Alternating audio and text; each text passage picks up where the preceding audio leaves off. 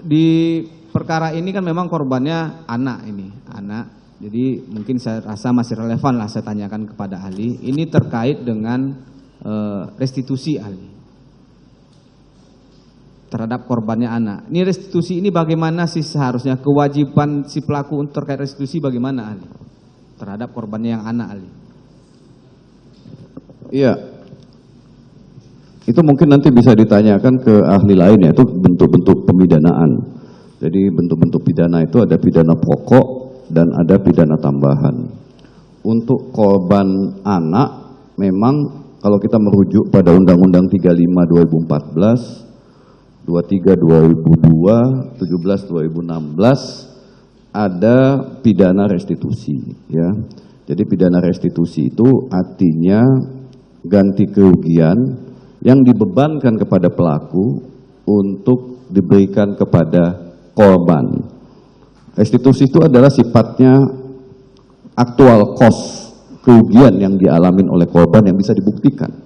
Ya, misalnya kalau korban mengalami matanya harus dioperasi dan ada donor mata dan biaya untuk memulihkan matanya tadi itu membutuhkan dana katakanlah 500 juta. Nah, bukti bahwa 500 juta itu ada dari rumah sakit itu yang disebut dengan aktual cost ya. Jadi aktual cost itu memang bukan dan dipastikan bahwa matanya tersebut yang buta sebelah kiri atau kanan itu bisa dipastikan berdasarkan keterangan ahli yang bertanggung jawab di pengadilan menjelaskan itu akibat dari perbuatan dari si pelaku atau terdakwa. Nah, pertanyaannya ahli, ada nggak akibatnya? Kan sini dari korban sudah mengajukan restitusi misalnya, tetapi si pelaku ini tidak membayar restitusi tersebut. Ini ada nggak akibat hukumnya jika si pelaku yang dimintakan restitusi ini tidak berupaya atau tidak membayar restitusi tersebut, ahli? Iya, restitusi dalam hukum kita jika tidak dibayar itu diganti dengan kurungan. Tetapi dalam beberapa kasus Heri Irawan yang di Jawa Barat itu jaksa menyatakan jika tidak dibayar akan ada perampasan terhadap harta bendanya, dijual kemudian dilelang dan biayanya itu dibayarkan kepada korban sebagaimana yang diputuskan oleh pengadilan. Saya ada nggak dasar hukum yang khusus ya mengatakan jika restitusi ini tidak dibayar bisa diganti dengan kurungan atau dengan melakukan penyitaan asetnya si pelaku ini? Ada nggak dasar hukumnya? Secara khusus tidak ada. Secara khusus tidak ada. Jadi memang kalau filosofis restitusi itu ya sebenarnya kalau kita bicara dalam doktrin-doktrin hukum pidana, memang harusnya bukan diganti dengan kurungan. Itu adalah kerugian yang dialami korban. Tapi dalam banyak putusan diganti dengan kurungan untuk memudahkan eksekusi saja. Jadi itu alasan bagi jaksa penuntut umum untuk memudahkan eksekusi dibandingkan dia harus bersusah payah melakukan perampasan aset, melelang asetnya, menjual asetnya, aset dijual, kemudian dibagi kepada korban. Itu proses hukumnya panjang. Jadi restitusi itu adalah kerugian yang dialami korban. Karena ada kerugian, apakah kerugian dalam bidang mental, kesehatan, atau uang, maka itu harus diganti uang, ya, bukan dalam bentuk kurungan. Tetapi ada alasan untuk menyederhanakan setelah nggak mampu bayar diganti dengan kurungan. Itu yang kedua, memang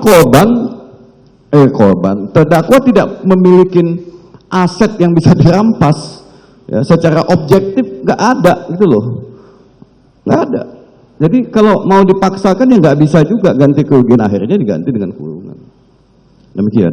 Tapi dalam beberapa kasus saya lihat jaksa kalau tidak dibayar restitusinya ya ada perampasan aset. Cuman apa dasar hukumnya bisa dicek kembali, nanti saya tidak bisa menjawab soal dasar hukum secara pasti soal itu. Oke, ahli. Kemudian pertanyaan selanjutnya, ahli. Secara doktrin, ahli, terkait restitusi ini, yang pernah ada secara doktrin sebelum ada, mungkin kan ini restitusi ini kan perkembangan hukum baru yang ada di luar juga, kemudian ke Indonesia lakukan restitusi ini terhadap korban. Secara doktrin terkait perampasan aset ini, ahli, kalau si pelakunya ini masih belum mempunyai penghasilan ahli, dia masih tinggal dengan orang tua, dia masih dibiayai oleh orang tuanya, ini asetnya aset yang bagaimana yang bisa dilakukan perampasan nih untuk si korban? Apakah aset orang tuanya atau memang ada solusi lain ahli terkait itu? Dalam doktrin hukum pidana kita, yang berbuat dialah bertanggung jawab. Ya, tidak bisa jatuh kepada pengampu, wali segala macam ya, kecuali anak-anak ya. Kecuali anak-anak. Tapi kalau orang dewasa dia bertanggung jawab. Asetnya ya aset yang bersangkutan, tidak bisa dibebankan kepada orang tua. Ya, tidak ada mekanisme hukum di negara manapun ganti kerugian itu pindah kepada orang lain, kepada orang tuanya. Mekanisme itu baru terbatas kepada tindak pidana korupsi dan pencucian uang ya, karena orang tersebut menerima uang, maka ketika si terdakwanya meninggal, maka uang tersebut bisa dituntut kembali karena dia menerima aliran dana tersebut. Itu yang bisa kepada pihak lainnya, itu pun bisa dibuktikan yang bersangkutan menerima uang itu.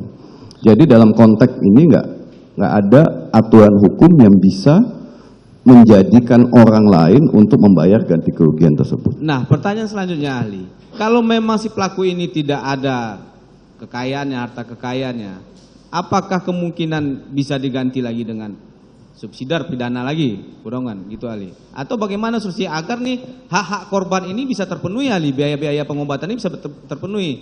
Ada nggak doktrinnya bagaimana solusinya ahli? Ya, yang bisa itu mekanisme perdata aja, gugatan. Jadi kalau mekanisme pidana, kalau yang bersangkutan memang tidak ada, ini kan soal perampasan aset juga kita belum punya, undang-undangnya juga belum ada ya, masih dalam proses pembahasan, itu pun belum, mungkin nggak jadi tahun ini. Nah, kalau nggak bisa, ya tadi itu, jadi mekanismenya adalah kurungan. Jadi makanya ada mekanisme kurungan atau ada mekanisme perampasan aset. Jadi benar-benar orang ini nggak punya harta untuk membayar ganti kerugian, nggak bisa. Jadi hukum pidana kita tidak bisa membebankan orang lain untuk membayar ganti kerugian tersebut, kecuali secara sukarela membayar ganti kerugian. Misalnya si A, anak sultan, uangnya banyak, ya, bayar 1M ganti kerugian. Kalau tidak subsidiar 3 bulan atau 6 bulan kurungan. Ya, mungkin orang tuanya daripada anakku menambah 3 bulan atau 6 bulan, udah bayarin aja. Paling tidak save waktu 3 atau 6 bulan.